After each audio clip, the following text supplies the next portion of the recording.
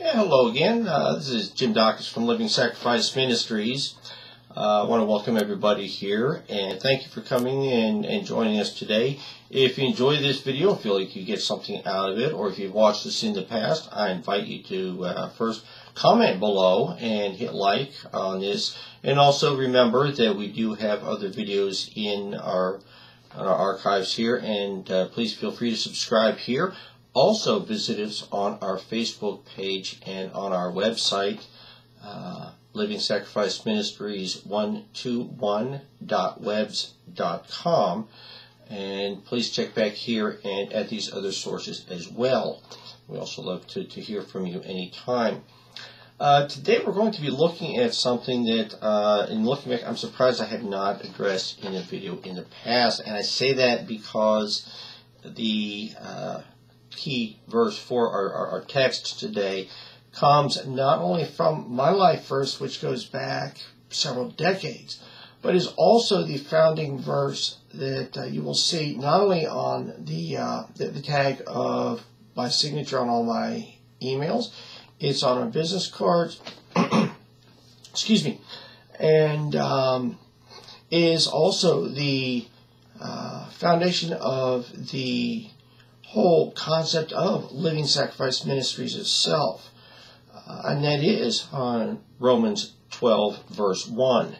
And so we're going to be speaking today about living sacrificially for God. It's interesting, we talk about living for God. We talk about sacrifice in Christian life because of the sacrifice Christ made. But living sacrificially for God is just something that seems foreign to a lot of people. So we're going to be looking at that, and we're going to realize that this is much more than just one verse out of the Bible, but it is in fact a way of life that Christ talked about. It's something that is a main theme not only of his life, but of what he taught in his short ministry, and something that we see throughout the epistles, and also really should be in the forefront of our lives as Christians. The reason we seem to get away from it so much now is because it is so contrary to what we are taught in our society today, where we're taught not to sacrifice, but if anything, to do all we can to gain everything we can.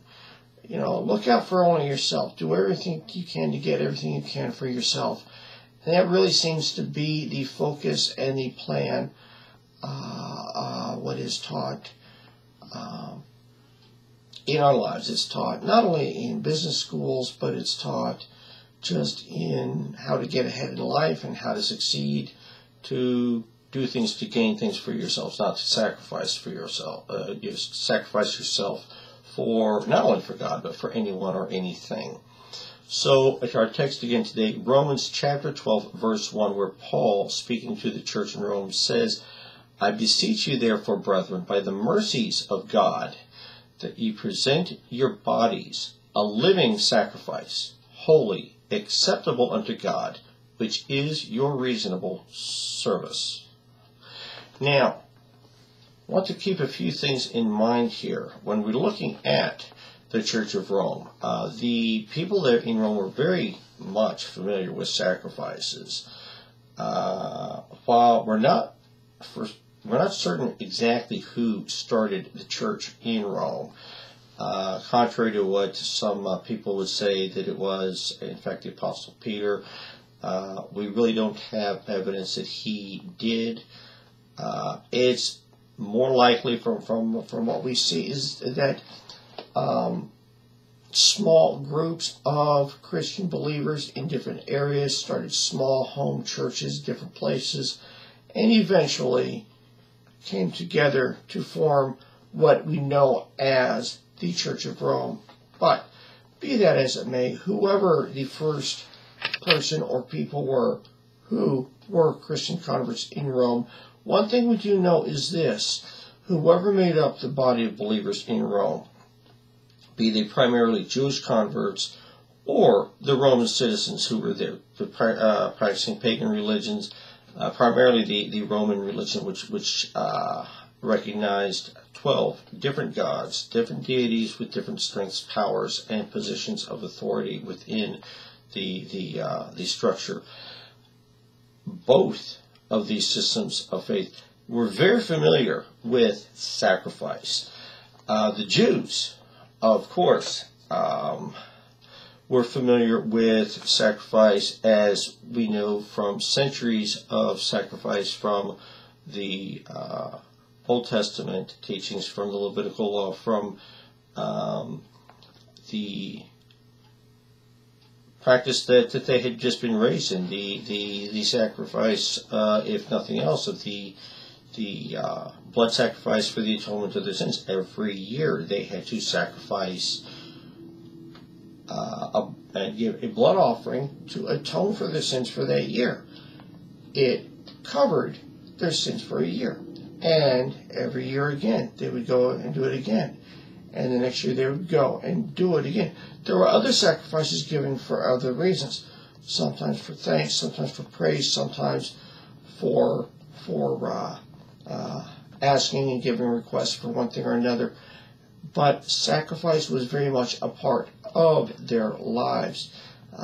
We have the entire book of Leviticus, where we see different kinds of sacrifices being spelled out for the Jewish people, very specifically, very methodically given for very specific reasons, very specific ways they had to be carried out. And so they're very familiar with sacrifice.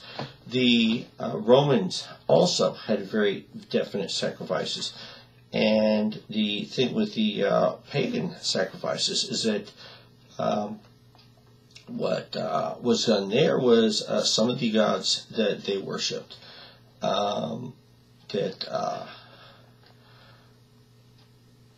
there were times when some of these sacrifices were given to some of their gods, and it was believed that even eating meat given to some of these gods would empower you with the strength that this god once had, or did have rather, which if we look, and this is getting somewhat off topic, at why it was such a sore subject with some of the churches, Corinth in particular. We see Paul writing later about the sore subject in the direct within the church about eating meat sacrifice titles. Again, that's getting a bit off topic here, but still we see how sacrificing was very much a part of the culture of the time. So one thing we see, though, regardless of the sacrifice, regardless of the faith, one thing was the same, and that is you sacrifice something, it died. You sacrifice an animal, it died. Even sacrifices of grain were destroyed. They were burned or damaged or destroyed. They were gone. If you sacrificed something, even money, you gave it, it was gone. So when Paul speaks of a living sacrifice, what's he talking about? It sounded confusing to them. The definition of a sacrifice, according to the Merriam-Webster Dictionary, I have three listed here. One would be an act of offering to a deity something precious. And it goes on to say, especially the killing of a victim on an altar. This would have been what both of these groups, both the Jews and the Romans, would have been familiar with in many of their sacrifices, the killing of an animal in an animal sacrifice. The second is the destruction or surrender of something for the sake of something else. So again, a sacrifice. We sometimes think in terms of, say, a parent sacrificing something that is wanted. Say, if I as a parent really want, or I might even need a new pair of shoes, but in order to provide shoes, clothing, food for my children, I sacrifice my need for a new pair of shoes so that my children can eat. That is a sacrifice. Nobody died, but I sacrificed something I need. Sacrifice could also be a third definition. It's just something given up or lost, which is very vague. It can mean many different things. Like I said previously, the sacrifices done to the people either in Rome were very familiar. You know, the Roman culture itself was very familiar with the sacrifices of something or someone dying, so we're going to look then and ask ourselves, how did this sacrifice in Romans 12:1 differ? Because we're talking about a living sacrifice. Now, if something is going to be sacrificed and yet continue to live, this means a few things. First of all, it lives to serve another day. It doesn't need to be replaced by another, or it's not lost for good. And also, since the giver or the sacrificed person or item is living, it must be conscious and have a conscious effort or make a conscious decision to make that sacrifice. Because we're talking in this verse of presenting your body, basically presenting yourself as a living sacrifice. Keep in mind, the Jews who were taking these animals to the temple, giving them at the altar to be sacrificed in the past, although I may be the head of the Jewish household, making that conscious decision to sacrifice a lamb from my flock, and I may consciously take my lamb, or I may consciously go purchase a lamb, the actual beast that is sacrificed and taken, he is actually the sacrifice. He is the one making the sacrifice. He's the one dying. He has no say in the matter. If I am instead talking about a living sacrifice, as Paul is instructing here, giving your body as a living sacrifice, and we're talking about me giving my body as a living sacrifice, I must make that conscious decision myself to do that, knowing that not only is it a sacrifice where I will live through this, but that following this, I am now still alive to do it again. So this sacrifice can be repeated. It can continually give, which should be a good thing. I can give sacrificially of that same body over and over again. Now, how do I give a living sacrifice, you might ask.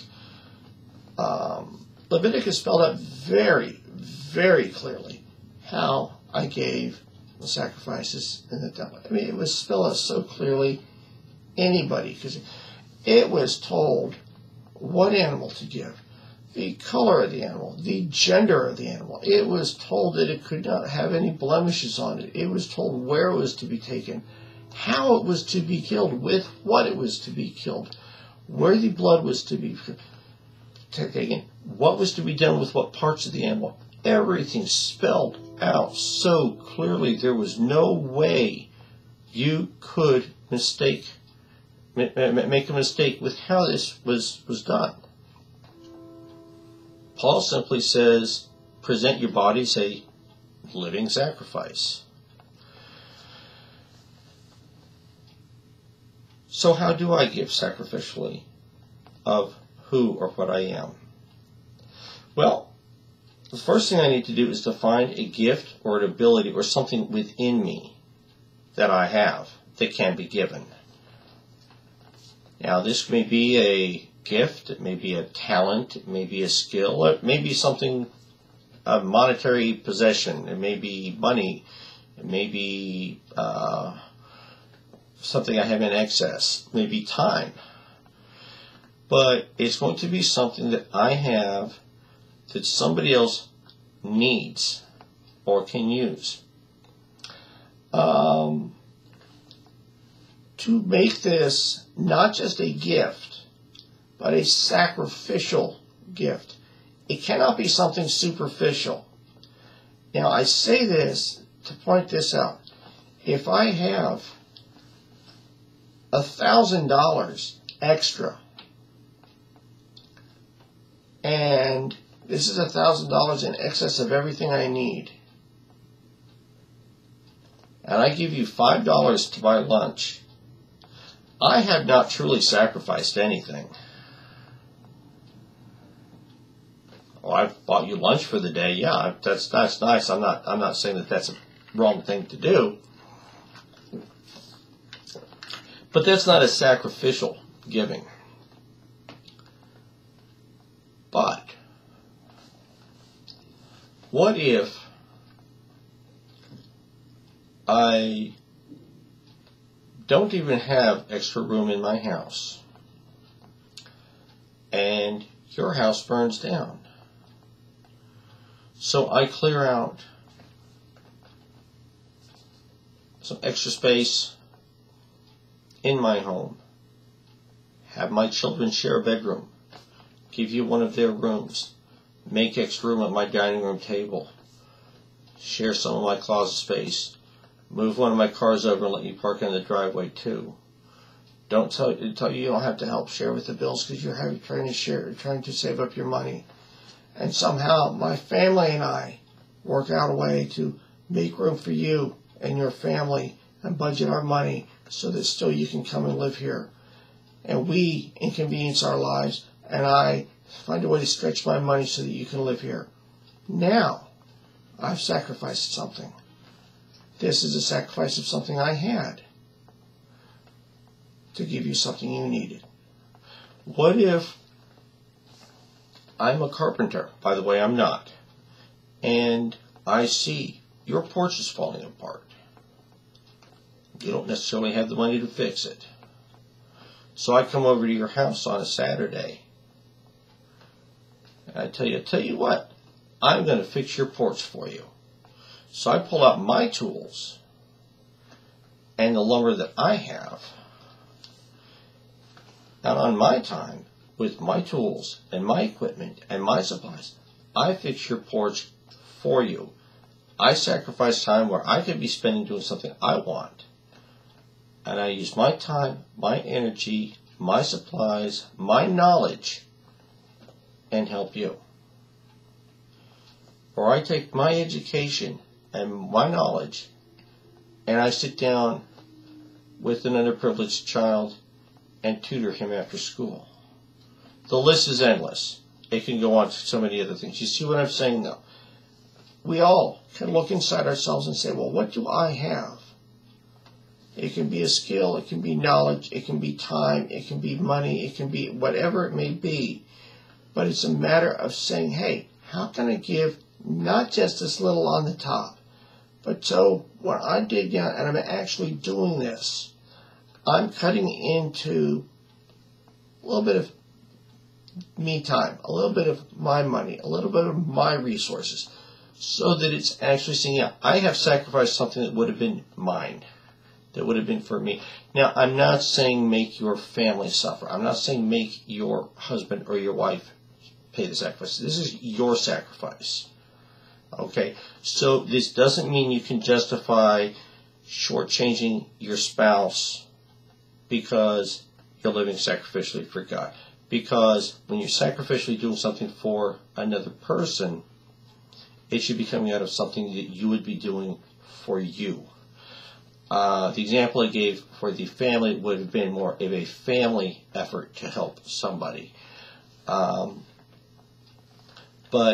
we do need to make sure that these sacrifices are going above and beyond. And keep in mind that we don't want to get caught up in I don't want to give more than I can. I can't go on and do too much because God's not going to take care of me. Well, God is going to always provide you with what you need. 2 Corinthians 9:8 says, "And God is able to make all grace abound toward you, that ye always having all sufficiency in all things may abound to every good work." He's not going to let you go without your necessary provisions as long as you're in His will. And I can guarantee you this: if you are living His will, if you're doing His will, if the sacrificial giving you're giving is in accordance to His plan, He's not going to let your needs go unmet. You may find yourself giving these sacrificial things to someone in your own church or in your own family.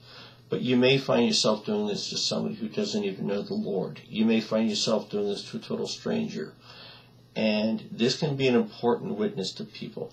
There are times when we as believers, through our actions, through the things that we do to people out there in the world, we, in the way we are with them, are the only Bible they ever read, or at least the first Bible they ever read. I had the opportunity very recently to have that very experience with a young man in my own neighborhood. He had had early life experience with the church, had attended church and things like that, but then had never had anybody actually share the gospel with him just one-on-one, but through just watching personal witness and some experiences, was able to finally get close enough to where he felt comfortable talking to me, and we were able to finally come to a point where he was able to make a personal decision for Christ. And it all started with him seeing Christ through some Christian people. I'm not going to say just through me, but through me and some other people who he saw associated with me. So it was actually a communal effort, and he was able to look and say, well, if this is what being a Christian's like, I want to know more about that now. And this could be what the person in your life is really needing. They're needing to see this. Now, we certainly do need to know this. There is only one sacrifice sufficient to cleanse us of our sins and to provide us with the everlasting life and glory. And Jesus paid that price on the cross over 2,000 years ago. And nothing that we do this side of heaven can change that. However, we are instructed to live holy, sanctified lives once we are adopted into His family. And one way we do that is by giving sacrificially to of the things which we have been blessed with. And it may be doing this that you are, by your example, that one and only Bible that people read. So think about that as you're going forward today and in your life. How is your life being read by the people who read you as a book? And they do. Well, thank you very much. And like I said, if you enjoyed this, if you gained something from it, or if you have any comments, please comment below, and feel free to subscribe to this channel and look for other things in the future. Thank you very much, and God bless.